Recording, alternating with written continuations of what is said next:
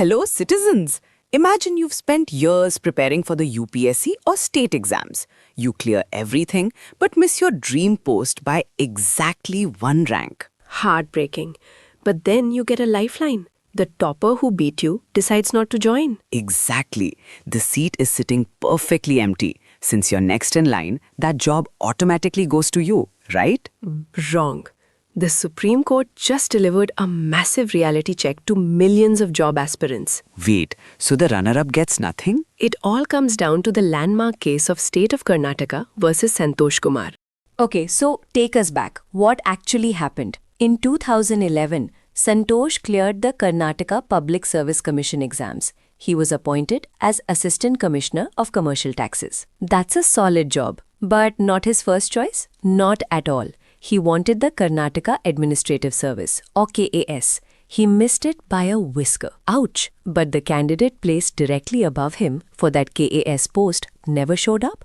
No medical, no police verification. A total ghost. So the KAS chair is literally empty. Santosh must have asked for it. He did.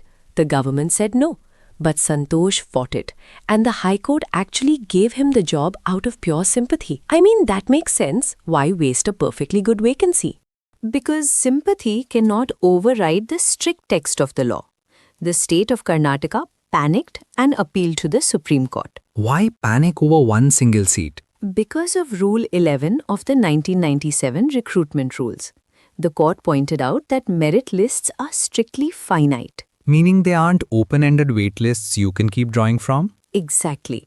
The rule strictly demanded a list equal only to the number of vacancies. Hold on, so there was no official waiting list at all? Zero. And here the Supreme Court brought back the ghost of a 1991 case, Shankarsan Das versus Union of India. What did that establish? It's the golden rule of service law.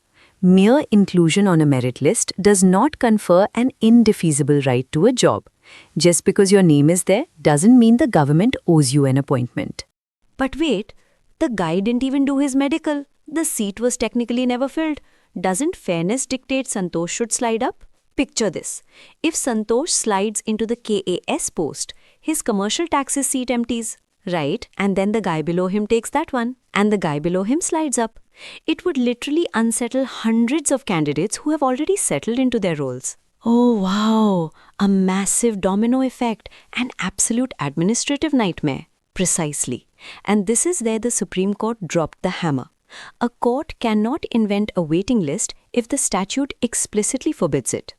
That is a brutal reality check. So for all the aspirants listening, unless the exam notification explicitly mentions a waiting list, an empty seat is not legally yours. Correct. That empty seat simply carries forward to the next year's exam as a fresh vacancy. And for the legal professionals? This cements the absolute supremacy of strict statutory interpretation. A court cannot force an appointment unless that right plainly exists in the rules. You can't just mandate sympathy. Read the rules, citizens. Your entire career might depend on a single line of text.